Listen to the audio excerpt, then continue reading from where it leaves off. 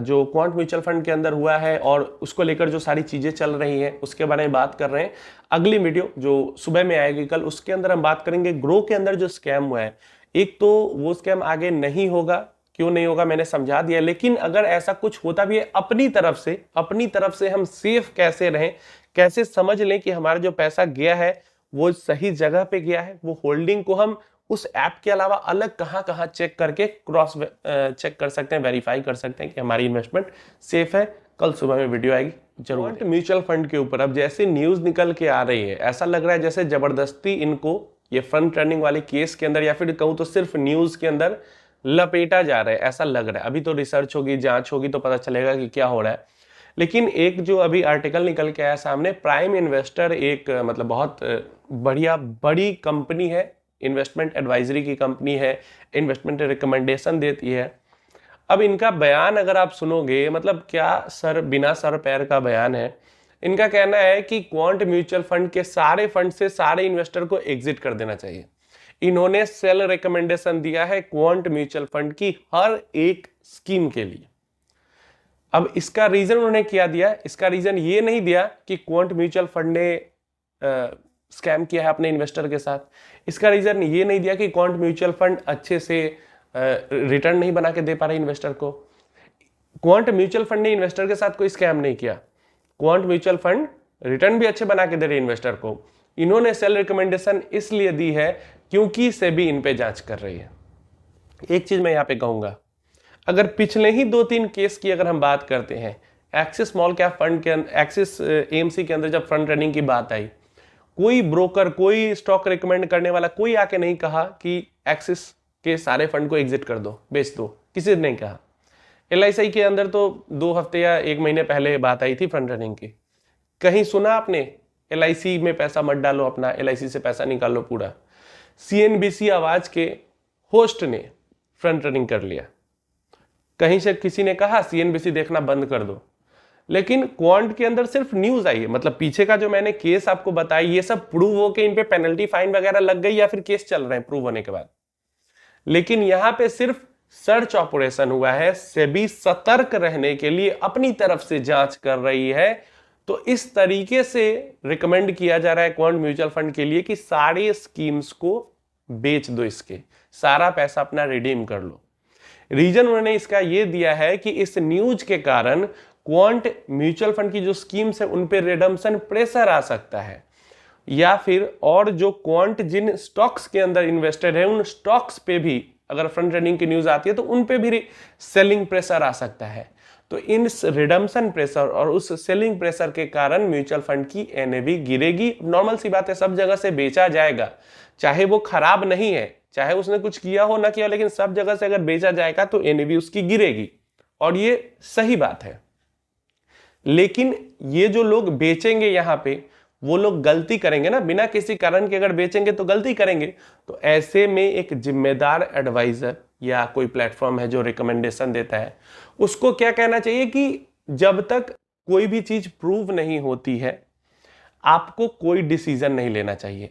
और प्रूव होने के बाद भी जिन पर्सन पे प्रूव होगी उन पर्सन पे को जो जुर्माना होगा वो लगेगा, या जेल जाना होगा, या जो भी पेनल्टी लगेगी वो उन पे लगेगी। म्यूचुअल फंड पे उसका कोई असर नहीं होने वाला है। तो एक जिम्मेदार फर्म की तरह, प्लेटफॉर्म की तरह आपको अवेयरनेस फैलानी चाहिए कि गलत समय पे, इस टाइम पे आपको बहुत ज्यादा पैनिक सेलिंग नहीं करनी चाहिए, ऐसा अवेयरनेस फैलाना चाहिए। लेकिन इसके उल्टा, मतलब मेरी ही बात ले लो, अगर मैं ये कहने लगूं कि बेच दो बेच दो बेच दो, सब बेच दो, क्योंकि क्वांट म्यूचुअल फंड के अंदर फंड रनिंग की बात हो रही है, न्यूज आई है, कोई आप तो और आग में घी डालने वाली बात कर रहे हो। आप क्या कर रहे हो, जो रिडम्पशन प्रेशर नहीं भी आता, आप इतनी बड़ी प्लेटफॉर्म हो तो बहुत सारे लोग आपको फॉलो करते होंगे, तो जो लोग नहीं भी बेचने वाले थे वो आप और रिडम्पशन प्रेशर ज्यादा डाल रहे हो उस पर, क्योंकि लोग बेचेंगे, आपकी बात सुन के तो और ज्यादा प्रेशर आएगा और ज्यादा दिक्कत होगी। अगर बहुत ही ज्यादा आउटफ्लो हो जाएगा तो हो सकता है क्वांट म्यूचुअल फंड को अपना बिजनेस भी बेचना पड़े, अगर उस तरीके का आउटफ्लो होता है तो। लेकिन अब कितने लोगों ने पैसा निकाला, कितने लोगों ने इस पे पैनिक रिएक्ट किया है, कितने लोगों ने पैनिक रिएक्ट नहीं किया है, ये तो अगले मंथ का जब डेटा आएगा कि कहां कितना इनफ्लो हुआ, आउटफ्लो हुआ, तब हमें पता चलेगा। अभी के लिए जब तक क्वांट म्यूचुअल फंड ने आपके साथ स्कैम नहीं किया है, देखो ये मैं नहीं कह रहा कि वहां पे अगर फंड ट्रेनिंग हुई है तो वो गलत नहीं है। अगर वहां पे किसी पर्सन ने फंड ट्रेनिंग की है तो ये गलत है, या फिर इंफॉर्मेशन भी पास आउट की है तो ये गलत है। जो पेनल्टी होगी, जो भी कुछ होगा वो होना चाहिए, लेकिन इससे म्यूचुअल फंड के लॉन्ग टर्म आपके रिटर्न में कोई फर्क इसलिए नहीं पड़ेगा क्योंकि ये आज पहली बार नहीं हो रही है, ये लगभग मतलब होती ही रहती है कंपनीज के अंदर। कहाँ नहीं हुआ है, एचडीएफसी के अंदर हुआ है, निपॉन के अंदर हुआ है, एलआईसी का बार बार मैं बात कर रहा हूँ, एक्सिस का बात कर रहा हूँ, हर जगह पे हुआ है। और जो पीछे लॉन्ग टर्म में हमें रिटर्न दिखते हैं ये सब होने के बाद दिखते हैं। तो इसलिए पैनिक सेलिंग जो है, पैनिक सेलिंग बिल्कुल भी इसका कोई रास्ता नहीं है कि आप पैनिक सेलिंग करके पूरा पैसा वहां से निकाल लो।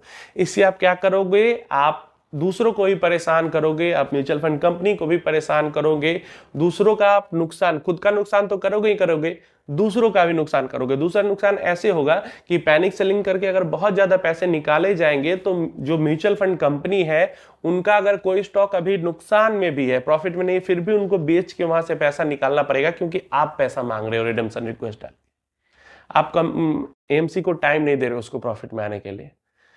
तो इसलिए पैनिक, अगर जरूरत है, वैसे भी बेचने वाले थे, आपका पहले का डिसीजन था तो अलग चीज है, लेकिन इस न्यूज के ऊपर आपको रिएक्ट करके पैनिक सेलिंग नहीं करना चाहिए।